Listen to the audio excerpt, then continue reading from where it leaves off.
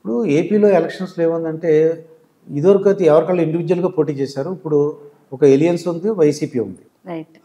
అంటే మీకు ఏమనిపిస్తుంది, మీకు వచ్చిన ఇన్ఫర్మేషన్ కానీ మీకు తెలిసిన వాళ్ళు అంటే మీకు ఏమనిపిస్తుంది అక్కడ ఎలక్షన్ ఎలా ఉండబోతుంది అంటారు, ఎవరు గెలవడానికి అవకాశం ఉందంటారు? ఇప్పుడైతే కొంచెం మంచి జోరుగా సాగుతుంది. ఎందుకంటే ఇటు మూడు రకాల పార్టీ ఓటర్లు, at the same time neutral voters. ఇంకోటి వచ్చేసి పార్లమెంట్ ఎలక్షన్ వరకు చూసుకుంటే people are very smart than politicians అండి. ఎవరికేం తక్కువ కాదు. ఒకప్పుడు పాలిటీషియన్స్ గొప్ప ప్రజల్ని మభ్య పెడుతుంటారంటే ఇప్పుడు మభ్య పెట్టేదానికంటే కూడా ప్రజలకు మాకేం కావాలి, మాకేమొస్తుందని చూసుకుంటున్నారు. They are far you know better and far smart, far cunning with cunning along with smartness అన్ని ప్రజల దగ్గరే ఉన్నాయి. పిఎం ఎట్లా నడుచుకోవాలో చెప్తారు, పిఎంఓలో ఏముండాలో కూడా చెప్తారు, రాయ్ ఎట్లా పనిచేయాలో చెప్తారు, ఎన్ఐఏ ఎట్లా బిహేవ్ చేయాలో కూడా ప్రజలే చెప్తారు. కాబట్టి సిబిఐ ఈడీ అందరూ ఎలా బిహేవ్ చేయాలో వీళ్ళే డిసైడ్ చేస్తారు. కాబట్టి ప్రజలే న్యాయ నిర్ణేతలు కాబట్టి ఓటు హక్కు అందుకే వాళ్ళకి ఇచ్చారు. సో బట్ ఓవరాల్ కొంచెం న్యూట్రల్ వచ్చేసేసి ఇక్కడ 2 రకాల ఓట్లు పెడతాయండి. స్టేట్ మనకేం అవసరం అన్నది చూసుకొని వేస్తారు. నేషనల్లో మోడీ గారు ఉన్నారు కాబట్టి 10 ఏళ్ళ నుంచి, ఈసారి కూడా ఫిర్ ఎక్ బార్ మోడీ సర్కార్ 3.0 కూడా బాగా చేస్తారు అన్నప్పుడు డెఫినెట్గా పార్లమెంట్ స్థానాలు గెలిపించుకుంటారు.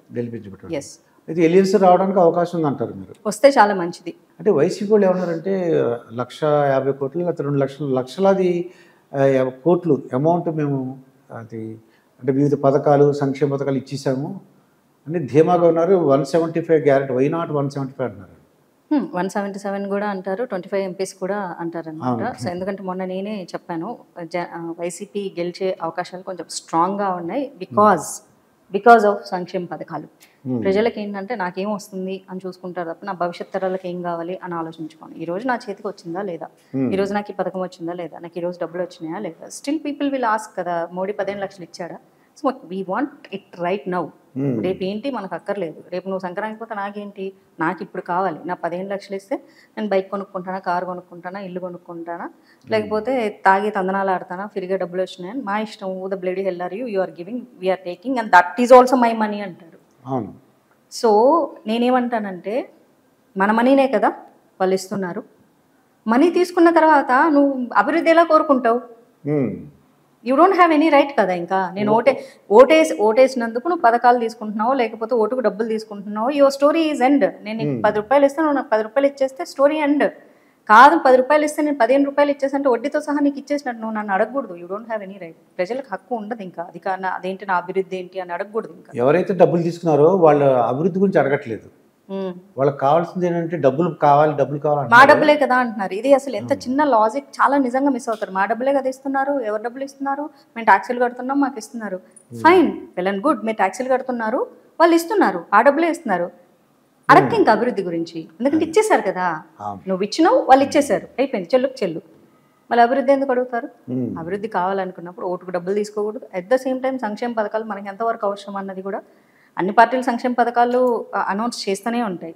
వీళ్ళు 10 రూపాయలు ఇస్తా అంటే మేము 20 రూపాయలు ఇస్తామని చేస్తారు, కానీ ఎంతవరకు ఇవ్వగలరు అన్నది కూడా ప్రజలు ఆలోచన చేసుకోవాలి. మా డబ్బులే కదా అంటే ఎస్ మీ డబ్బులే, మళ్ళీ మీరే ట్యాక్సీలు కట్టాలి, అప్పుడు మళ్ళీ నష్టపోయేది మీరే కదా. Simple, it's a cycle. ఇంకా మరి తెలంగాణ ఎలక్షన్స్కి వచ్చాం అనుకోండి, అసలు మేము ఎక్స్పెక్ట్ చేయలేదు. నేనైతే కాంగ్రెస్ వస్తుందని ఎక్స్పెక్ట్ చేయలేదు. ఏమనుకున్నారంటే ఒక టైంలో బీఆర్ఎస్ బీజేపీ అనుకున్నాం, ఇక బీజేపీ బీఆర్ఎస్ అని అనుకున్న టైంలో సడన్గా రేవంత్ రెడ్డి గారు ఛార్జ్ తీసుకుని ఊపిసారు అన్నమాట. ఆయన రైట్, ఎగ్జిట్ పోల్స్లోనే తెలిసిపోయింది, ఓట్ చేసే రోజు కూడా తెలిసిపోయింది ఎవరికి ఓట్లు వేస్తున్నారు బాగా అని చెప్పేసి. యాక్చువల్లీ నేను వెళ్ళిన బూత్ దగ్గరికి మామూలుగా స్లిప్ తీసుకుంటాం కదా, సో మా వాళ్ళు కొంచెం దూరంగా ఉన్నారు బీజేపీ వాళ్ళు, నేను చూడలేదు. మనం బూత్ ఎంటర్ అయ్యేటప్పుడు స్లిప్ తీసుకోవడానికి వెళ్ళింది, ఫస్ట్ కాంగ్రెస్ వాళ్ళ దగ్గరికి వెళ్ళడం జరిగింది. వాళ్ళు చాలాసేపటికి స్లిప్ ఇవ్వలేదన్నమాట. సర్లే బాబు మీరే ఉంచుకోండి అంటే, వెళ్ళేటప్పుడు హస్తం గుర్తుకు ఓటేయండి అంటే, నేను కమలం నేను హస్తానికి వేయలేనమ్మా అన్నాను. సరే అన్నారు వాళ్ళు. బీఆర్ఎస్ వాళ్ళ దగ్గరికి వెళ్ళి ఆ టేబుల్, ఎందుకంటే మా వాళ్ళ కోసం ఇటు సైడ్ 2 ఉన్నాయి, రోడ్డుకి అటు సైడ్ మా వాళ్ళు పెట్టుకున్నారు బీజేపీ వాళ్ళు, అది నేను చూడలేదు. సో బీఆర్ఎస్ వాళ్ళు వచ్చేసి పాట పాడారు అనమాట, రాలిపోయే పువ్వా నీకు రాగాలెందుకే అని పాట పాడారు. నన్ను చూసి ఇక్కడే ఉండి బ్రదర్ ఓటేసి వచ్చి మాట్లాడతాను నీతో అని చెప్పేసి వెళ్ళాను. మా బీజేపీ వాళ్ళు అంటే అన్నాను, మీరు మా ఏరియా వాళ్ళే కదా, మా ఏరియాలోనే ఓటేయడానికి వెళ్తాను, మీరు అంత దూరం ఉంటే ఎలా స్లిప్ ఇక్కడ తీసుకుంటున్నప్పుడు పిలిచేవాళ్ళు కదా. సో అని మా వాళ్ళకి చిన్న క్లాస్ పీకేసి వెళ్ళి ఓటేసి వచ్చి బ్యాక్ క్లాస్ పీకా. మా పార్టీ గుర్తుకు ఓటేయండి అని చెప్పడం వరకు మీ మర్యాద. అంతే తప్ప రాలిపోయే పువ్వు ఇట్లాంటి పాటలు పాడద్దు, మీకు రాలిపోయే అవకాశాలు ఎక్కువగా కనిపిస్తున్నాయని చెప్పి వెళ్ళాను అనమాట. ఎందుకంటే అహంకారపు ధోరణి కరెక్ట్ కాదు. ఆ అహంకారపు ధోరణి వల్లే ప్రజలు ఎక్కువ ఇబ్బంది పడ్డారు. అధికారం ఉంది కదా అని చెప్పేసి అందుబాటులో లేకుండా ఉండడం వల్ల ప్రజలు ఇబ్బంది పడ్డారు. సంక్షేమ పథకాలు కొంతమంది అందరికి ఇబ్బంది పడ్డారు, అలాగే ఉద్యోగ అవకాశాలు లేక కొంతమంది ఇబ్బంది పడ్డారు. సో హోల్సమ్గా 10 సంవత్సరాల పరిపాలనలో కొంచెం అసంతృప్తి ఉండడం సహజం కాబట్టి. But what I feel, BRS గెలిచినా పర్లేదు, కాంగ్రెస్ గెలవకూడదు. అది చాలా డేంజరస్, వెరీ అన్ఫార్చునేట్. మా పార్టీని పిలిచి వాళ్ళకి కమలం పువ్వు చేతిలో పెట్టి కంగ్రాచులేషన్స్ చెప్పింది అని చెప్తాను. హస్తంలో కమలం పెట్టి కంగ్రాచులేషన్స్ చెప్పింది. సడన్ గా అంటే బండి సంజయ్ గారిని తీశారండి, అది ప్రాబ్లమ్. అవును, యాక్చువల్లీ ఎవ్వరు ఒప్పుకున్నా ఒప్పుకోకపోయినా పార్టీ వర్గాలు దాన్ని ఎంత దాచిపెట్టాలి అని అనుకున్నా సరే, పార్టీ వాళ్ళు మనం నిజం మాట్లాడితే మా గొంతు నొక్కేయాలి అనుకున్నా కూడా అదే నిజం. ఎందుకంటే ఒక మొక్క ఎదిగేటప్పుడు ఆ మొక్కను తెంపేసేస్తే వేరు నుంచి మళ్ళీ పుట్టాలంటే చాలా కష్టమవుతుంది. అరే మనకు పువ్వు వస్తుంది కదా అని ఎదురు చూసే లోపు ఆ చెట్టే విరిగిపోయినప్పుడు ఆ చెట్టు నమ్ముకొని ఉన్న చాలా మంది కూడా నష్టపోతారు. సో అలా జరిగింది. అంటే ఇప్పుడు బీజేపీని తెలంగాణలో బండి సంజయ్ గారే నడిపిస్తారంటే I don't say that.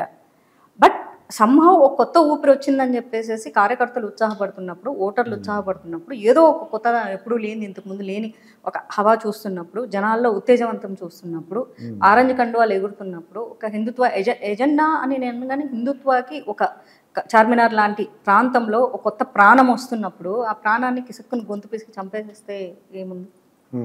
So దానికి చాలామంది హర్ట్ అయ్యారు ఆనెస్ట్లీ. తర్వాత అర్థమైంది బీఆర్ఎస్తో బీజేపీ టైఅప్స్ కలుపుకుందేమో, కేసీఆర్ మీద కామెంట్స్ చేయకుండా ఉండడం కోసం మార్చారేమో అన్న అపోహలతో కూడా అటు వెళ్ళిపోయారు. ఓకే, ఇప్పుడు మనిషికి మాధవలత గారు ఎంత డబ్బులు ఉంటే బాగుంటుంది అంటారు అసలు మనిషికి? అంటే ఏమైనా కొలత అని తెలుసా మీకు? ఎన్ని కోట్లు ఉంటే బాగుంటుందని? అండి, తిండి బట్ట ఉండడానికి ఇల్లు అనేది నీడ్స్ వేరు, వాంట్స్ వేరు. వాంట్స్లో మోర్ మనీ కావాల్సి వస్తుంది, నీడ్లో మనకు కావాల్సిన అవసరాలు, కంఫర్టబుల్ లైఫ్ ఎవరైనా ఎక్స్పెక్ట్ చేస్తారు. ఆశపడడంలో తప్పేం లేదు. ఇప్పుడు ఒక 10 చదివితే ఇంటర్ చదవాలనుకుంటారు, ఇంటర్ తర్వాత డిగ్రీ చదవాలనుకుంటారు. ఒక కోటి సంపాదించినప్పుడు ఇంకో కోటి ఎక్స్ట్రా సంపాదిస్తే బాగుంటుంది అనిపిస్తుంది. ఒక కారు కొన్నప్పుడు దీనికంటే బెటర్ కారు. మనం కష్టపడి మనం ఎదిగి మనకు వచ్చిన డబ్బులతో మనం కొనుక్కుంటే నష్టమేం లేదు. ఎదుటోళ్ళని దోచుకొని కొనుక్కోవాలనుకుంటేనే అది అత్యాశ అవుతుంది, అతి స్వార్థం అవుతుంది. ఒక మీరు అన్నట్టు కొన్ని వాంట్స్ కూడా కావాలి, 5 కోట్లు 10 కోట్లు వేల కోట్లు సంపాదించి ఏం చేసుకుంటారండి? జైలుకి వెళ్ళాలా? ఏమీ చేసుకోరు. అవే వాంట్స్లో ఆశకి అత్యాశకి. మనిషి ఆశాజీవి, ప్రతి ప్రాణి ఆశాజీవే. ఎప్పుడూ మనిషి ఏదో ఒకటి కావాలని కోరుకుంటూనే ఉంటారు. కుక్కలు పిల్లులు కూడా మన నుంచి ప్రేమను ఆశిస్తాయి, మనం మాట్లాడకపోతే అలుగుతాయి. సో అంటే ఆశపడతాయి అవి. సో మనిషి అనేవాడు ఆశపడడంలో తప్పులేదు. అట్లనే గోల్స్ టార్గెట్స్ లేకుండా ముందుకు వెళ్ళకూడదు. సో నేను ఇంత ఎదగాలి అంత ఎదిగినప్పుడు దానికి తగ్గట్టినటువంటి ఆర్థిక బలం కూడా తోడవ్వాలి. నా కుటుంబం బాగుండాలి, నా కుటుంబం వాళ్ళని కంఫర్ట్గా పెట్టాలి. అరే గుడిసెలోంచి ఒక చిన్న ఇంట్లోంచి పెద్దింట్లోంచి ఇంకా పెద్దింట్లోకి తీసుకురావడం తప్పేం లేదు. మనిషి ఆశపడడంలో, కష్టపడడంలో, సంపాదించుకోవడం ఎవడు దాన్ని తప్పండు. కానీ దోచుకొని సంపాదించుకోకూడదు, జనాలను ఒకరి కడుపు కొట్టి సంపాదించుకోకూడదు. అరే మన దగ్గర ఉందా 10 మందికి పెట్టక్కర్లేదు, ఒకరికి పెట్టు. పెట్టాలని రూల్ కూడా ఏం లేదు, రాజ్యాంగం ఏం రాయలేదు. కానీ ధర్మం చెప్తుంది, నువ్వు తిను, ఓ నలుగురికి పెట్టు, నీ దగ్గర ఉంటే స్తోమత ఉంటే పెట్టు, స్తోమత లేకపోతే లేదు. ఏంటంటే మానవత్వం, మనందరం మనుషులం కాబట్టి, మనతో పాటు అన్ని జీవులు బతుకుతుంటాయి కాబట్టి హెల్ప్ చేయని. అది కూడా చేయకుండా వాళ్ళ దగ్గర నుంచి లాక్కోవడం తప్పు అంట. There is no limitation. If you have multi billionaires companies ఉంటే, if you are earning, it's well and good. Charity చెయ్యాలి, వాడేం చేయలేదంటే అడిగే హక్కు లేదు మనకు. ఏ దేశంలోనూ నువ్వు ఎందుకు చారిటీ చేయట్లేదు అనే హక్కు లేదు. బట్ ఎదుటోళ్ళని దోచుకున్నంత వరకు if you are fine, well and good. దోచుకుంటే మాత్రం అది ధర్మం కాదు.